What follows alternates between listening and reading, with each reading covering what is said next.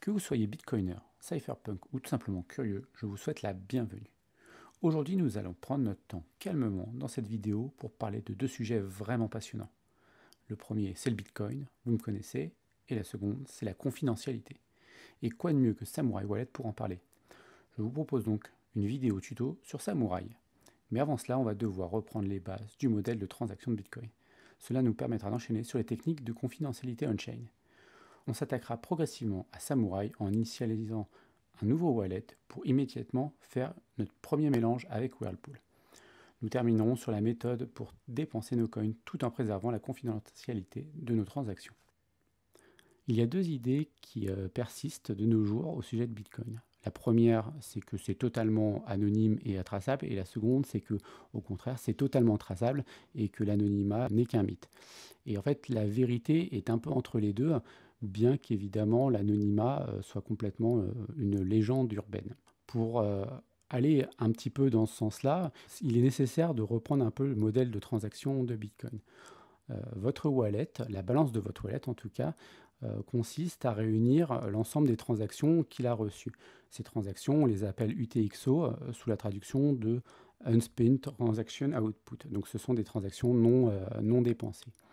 Et votre wallet, quand il construit sa transaction de dépense, il va aller piocher dans ces transactions non dépensées pour construire sa transaction. Et en général, ce qui se passe, c'est que votre wallet, pour dépenser une certaine somme, va prendre un ou plusieurs UTXO, donc transactions non dépensées, et va payer le commerçant sur une transaction de sortie. Plus en détail encore, votre wallet, quand il va prendre en fait ses UTXO pour pouvoir faire sa dépense, il est très rare que la somme de ces UTXO corresponde au montant qu'on va y payer. Admettons que vous vouliez payer un commerçant 0,9 Bitcoin et que vous ayez deux UTXO de 0,5 Bitcoin. Donc vous allez payer un Bitcoin au total et il y a une partie qui va revenir dans le wallet et c'est ce qu'on va appeler la change address. Donc en réalité, une transaction classique, elle ressemble à une ou plusieurs UTXO à destination de deux outputs, donc celle par exemple du commerçant, le destinataire, et une autre adresse de change. Et donc ça ressemblera à quelque chose que vous pouvez avoir sur l'écran. Donc là, il y a une entrée et deux sorties. L'analyse on-chain s'en sort très bien, elle sait très bien ce type de transaction, et c'est quelque chose de très déterministe. Donc vous voyez ici, on comprend que le modèle d'analyse des sociétés d'analyse de chaînes fonctionne sur un modèle probabiliste avec des statistiques. Il est tout à fait possible de mélanger nos transactions avec d'autres personnes et c'est ce qu'on appelle des transactions jointes.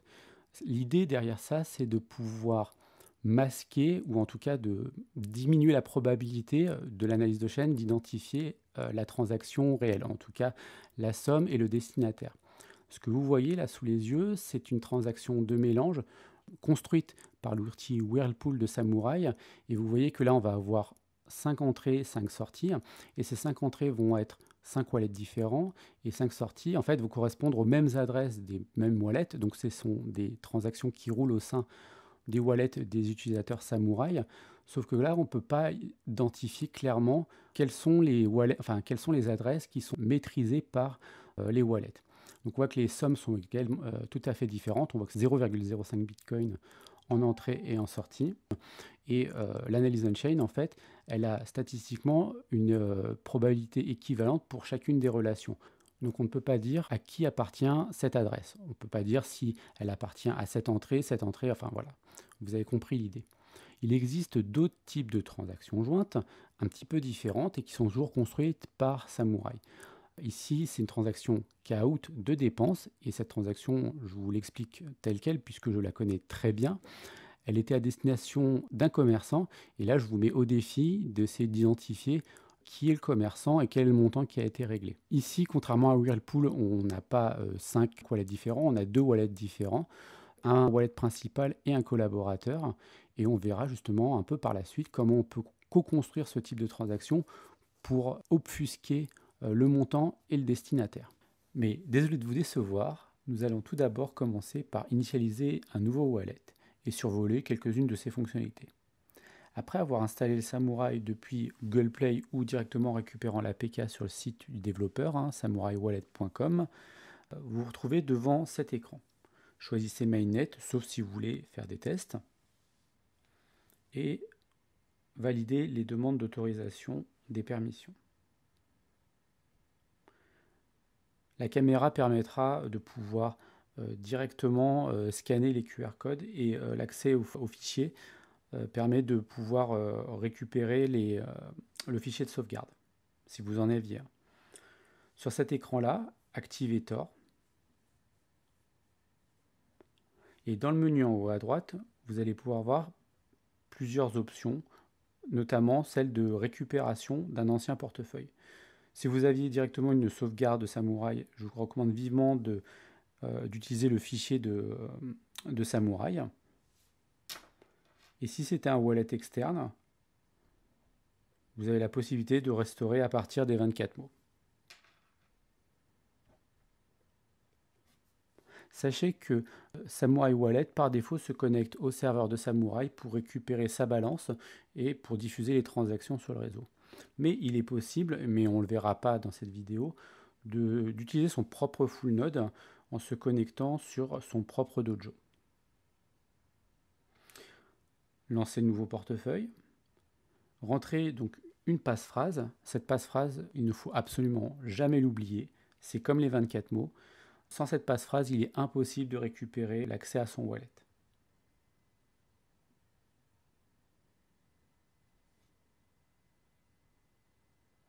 Rentrez un code PIN. Ce code PIN vous sera demandé à chaque fois que vous allez lancer l'application.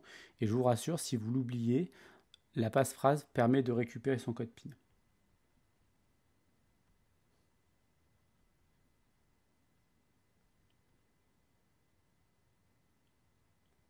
Notez les 12 mots.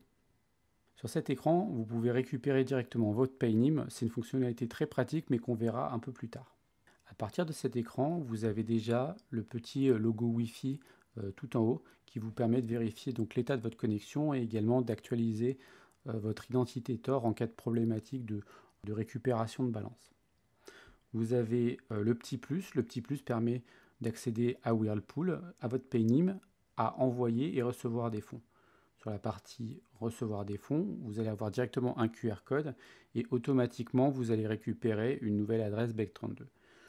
Il est possible en cliquant sur avancer de récupérer d'autres types d'adresses, Segwit compatible ou Original Legacy. En scannant, avec cette option, vous pouvez scanner directement un QR code. Et à partir du menu Options, vous avez un grand nombre de possibilités. Par exemple, vous pouvez récupérer directement une clé privée à partir d'un wallet différent.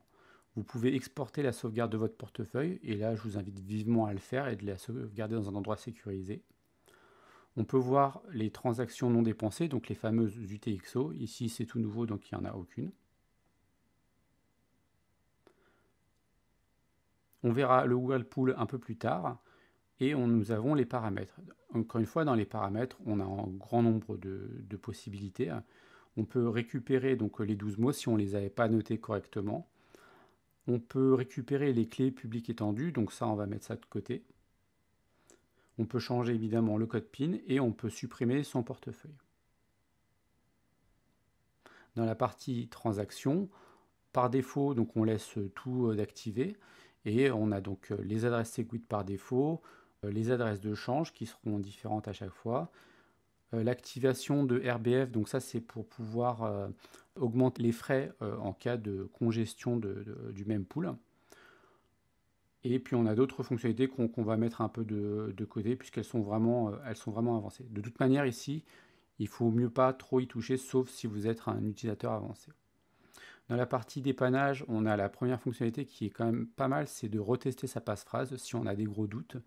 Je vous recommande vivement de le faire de temps en temps parce que perdre sa passphrase, c'est perdre l'accès à son portefeuille en cas de restauration. On peut faire d'autres petites choses, alors qui ne sont pas forcément, encore une fois, c'est de l'usage avancé. Le calculateur d'adresses permet de retrouver les adresses qu'on nous avions utilisées par le passé. Donc, voilà. Encore une fois, c'est de l'usage très avancé. Et c'est à peu près tout. Alors à présent, je vous propose qu'on attaque Whirlpool. Pour l'occasion, j'ai utilisé mon wallet quotidien. L'idée sera de mélanger tout ou partie de mes coins. Avant d'aller plus loin, sachez que Samurai Wallet a quand même une particularité par rapport aux autres wallets, c'est qu'il dispose de plusieurs compartiments. C'est un peu comme si nous avions plusieurs wallets au sein du wallet. Ces compartiments, ils vont permettre d'isoler les UTXO en fonction des usages. Et on a bien évidemment un compartiment du wallet principal et on a également deux compartiments pour Whirlpool. On a le pré-mix et le post-mix. Le pré-mix, c'est quand on va commencer à faire notre premier mélange. Et le post-mix, c'est une fois qu'on aura mélangé une première fois nos coins, on aura donc là deux possibilités, soit de remélanger, soit de dépenser directement nos coins. Et le fait d'avoir deux compartiments, ça évite de manipuler en même temps des UTXO qui ont été mélangés et d'autres qui n'ont pas été mélangés. Ici, on a déjà une somme et si on veut, par exemple, mélanger des coins depuis le wallet principal, on va cliquer sur le petit icône Whirlpool et on va dire Mix UTXO. Là, on va nous proposer les UTXO qui sont disponibles et vous comprenez bien là qu'on ne peut pas sélectionner la somme qu'on veut mélanger, on peut sélectionner uniquement les UTXO. Donc, on prend les 0,038 Bitcoin, on fait suivant et on atterrit sur la partie Select Pool. On en a 3 et donc les pools vont recevoir des UTXO qui sont de cette taille. Bon, le pool le plus petit est de 0,01 Bitcoin et donc tous les UTXO qui seront au sein de ce pool seront de cette taille-là. Donc vous comprenez bien que mes 0,038 Bitcoin ils vont être découpés en 3 UTXO de 0,01 Bitcoin. On voit les frais du pool qui sont de 500 000 Satoshi et les frais de minage. Ces frais, on va les payer qu'une seule fois, au premier mélange. Les frais du pool ils vont être réglés à Samurai comme coordinateur parce qu'ils rendent un service. Et bien évidemment, comme je vous l'ai dit, on les paye qu'une seule fois. On va pouvoir remélanger suite à ça autant de fois qu'on veut et tout ça gratuitement.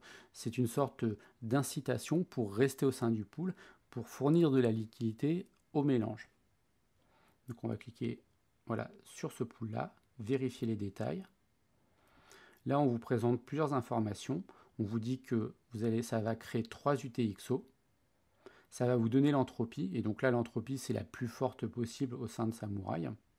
C'est celle que vous avez également sous les yeux. C'est ce qu'on retrouve dans le schéma. On retrouve les frais du pool. Et on retrouve une autre notion, c'est le Unmixed Change, où on le retrouve sous le nom de Toxic Change. C'est un UTXO qui, en fait, ne peut pas rentrer dans le pool, qui est trop faible puisque le pool en fait est de 0,01 Bitcoin. Et donc cet UTXO, il va être bloqué par défaut par Samurai, car si on s'amuse à utiliser en fait un UTXO non mélangé avec un UTXO mélangé, on va se retrouver à recréer des liens et l'analyse on-chain va pouvoir retrouver, identifier, tracer même des UTXO qui ont été mélangés. Donc évidemment, il est possible de débloquer un UTXO toxique, mais dans ces cas-là, je vous dis faites très attention. Ce que je vous recommande dans ces cas-là, c'est soit de ne pas y toucher, soit de le dépenser de manière séparée. Donc là, je ne vais pas faire démarrer le cycle, puisqu'on va retrouver un précédent mix que j'avais réalisé, qu'on va retrouver ici. Juste avant ça, je voulais vous montrer que, voilà, ici, on peut retrouver donc les transactions non dépensées. Et cette transaction, la première, c'est une transaction qui est toxique, qui n'a pas pu être mélangée. Et là, dans ces cas-là, ce qui est possible de faire, c'est de la dépenser directement. Donc là, normalement, par défaut, elle est non dépensable, mais je l'ai débloquée en étant dépensable. Donc on peut remettre en Do Not Spend. Donc là, c'est ce qui est par défaut. Donc on peut la redébloquer ici. Voilà. Et on peut également directement la dépenser séparément. Donc là, par exemple, j'ai envie de faire un don à une association ou peu importe.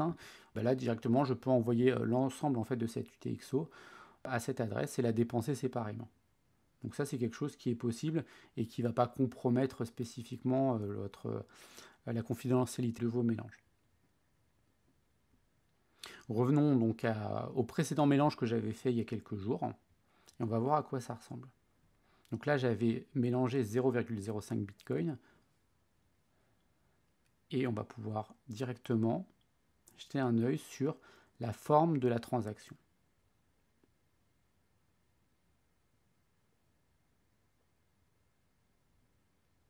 Alors là, stupeur, ce n'est pas une transaction de mélange. Et non, parce que la TX0, la première transaction, ce n'est pas la transaction de mélange, c'est une transaction de préparation dans laquelle on va reprendre donc, notre UTXO principal, donc qui était de 0,051 Bitcoin, et qui va être dépensé de manière séparée. Donc une première, c'est donc un operatum, donc ça on le met de côté, ce n'est pas important. On a les frais, donc la deuxième transaction, enfin la deuxième adresse, donc c'est l'adresse de Samouraï pour payer le service.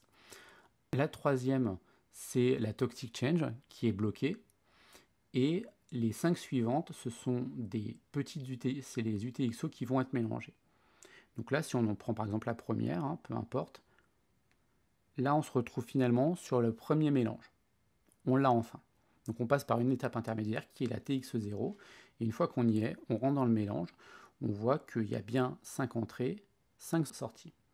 On voit que dans ces 5 entrées, il y en a 2 qui ne sont pas exactement de 0,01 Bitcoin, mais un peu au-dessus, puisqu'en fait, ce sont ceux qui vont payer les frais de minage.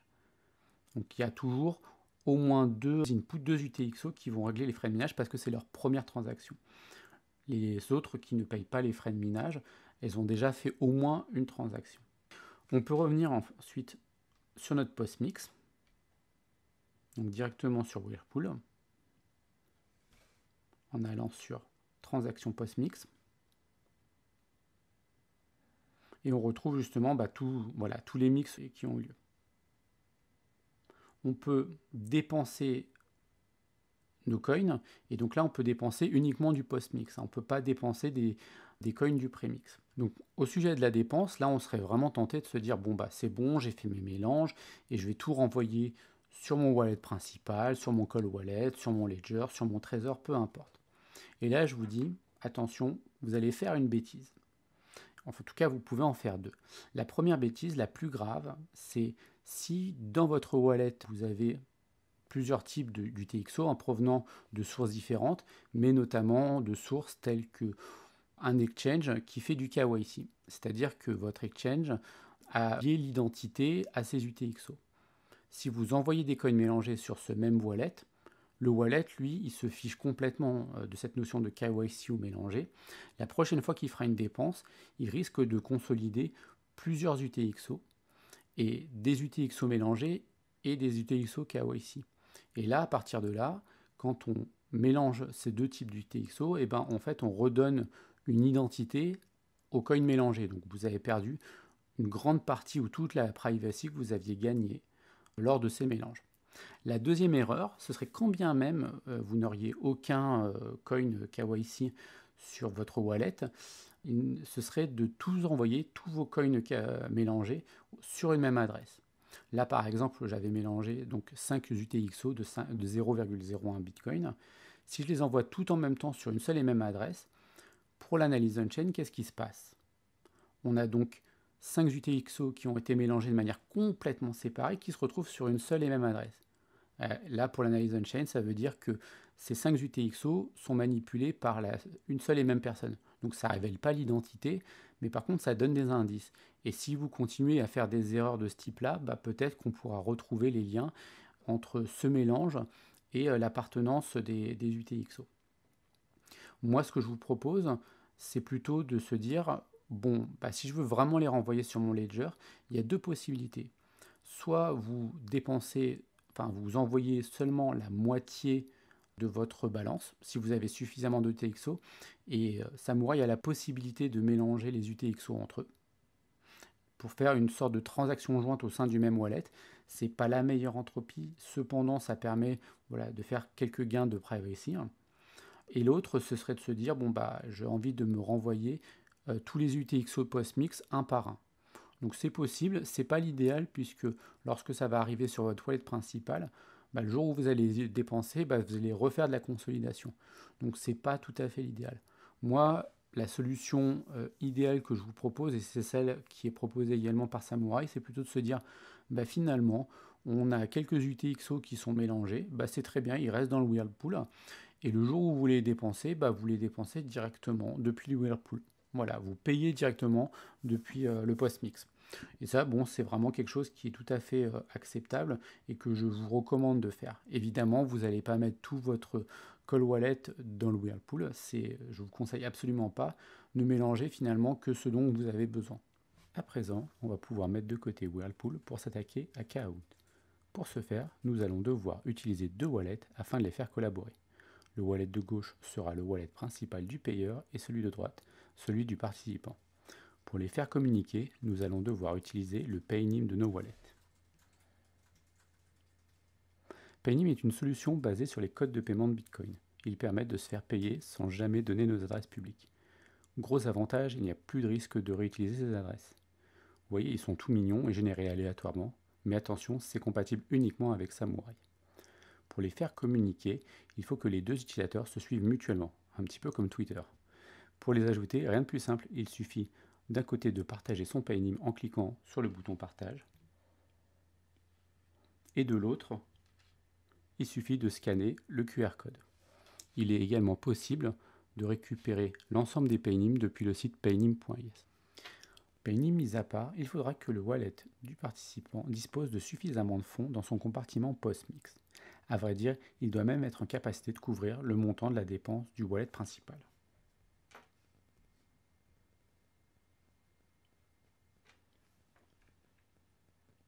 Dans notre cas, ce wallet pourra participer à hauteur de 0,06 Bitcoin.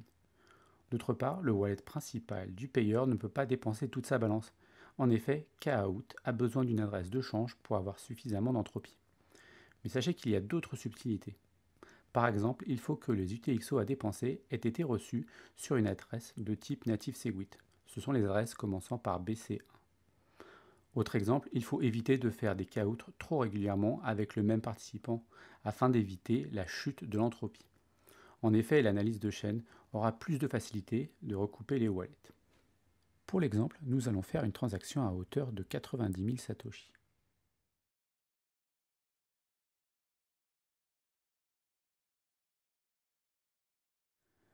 En cliquant sur Kahoot, nous avons le choix entre deux méthodes.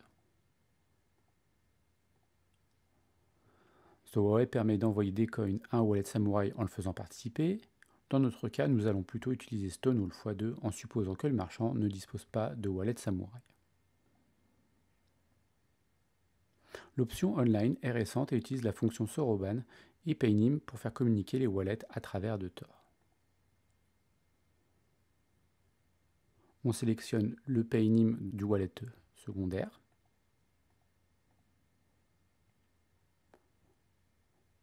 Cliquez sur Review. Sélectionnez les frais de minage et lancez la transaction.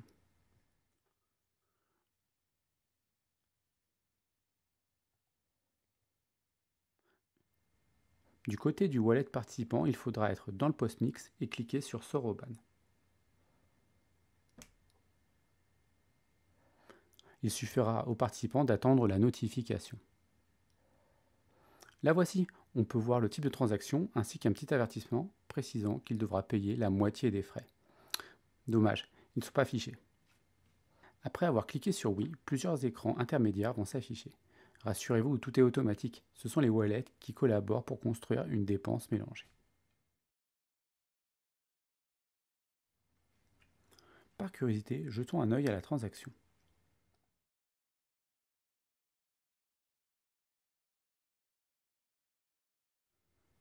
Nous avons donc deux UTXO de wallets différents. Mais pour l'analyse on-chain, il est impossible de le savoir. Il pensera même que cela vient du même wallet, puisque comme nous l'avons vu en début de vidéo, les transactions classiques sont construites de cette manière. En sortie, nous avons 4 adresses, et il est difficile d'identifier l'adresse réelle du destinataire. Petit indice, ce n'est pas la première, contrairement à l'immense majorité des transactions. Comme nous pouvons le voir, l'entropie est bien plus faible qu'un mélange ou Whirlpool. Mais l'enjeu n'est pas le même. Ici, nous voulons simplement masquer le montant et l'adresse de la dépense par une technique d'obscurcissement. Mais vous allez me dire, où puis-je trouver des participants pour faire des Kahoot? Ça tombe bien, la team Samurai a mis en place un channel Telegram dédié. Il suffit d'y jeter un œil et demander de l'aide d'un participant. Vous m'y trouverez, ainsi que le dev du Wallet Samurai et même Bitcoin Q&A, qui est l'un des plus gros contributeurs de guides en tout genre. L'échange de Paynim ainsi que les informations sur le montant de la dépense sont échangés en message privé. Je vous invite également à suivre le compte Twitter de Samurai.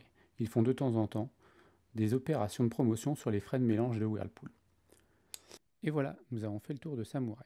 Bien sûr, il existe d'autres fonctionnalités que je n'ai pas abordées, comme Ricochet pour ajouter de la distance entre notre wallet et le destinataire, très pratique pour éloigner un mix d'un service tiers, Dojo pour un accès sans tiers au registre Bitcoin, ou encore Kahoot Stowaway pour faire des payjoins aux utilisateurs Samurai tout en faisant croire aux sociétés d'analyse de chaîne que c'est une transaction classique.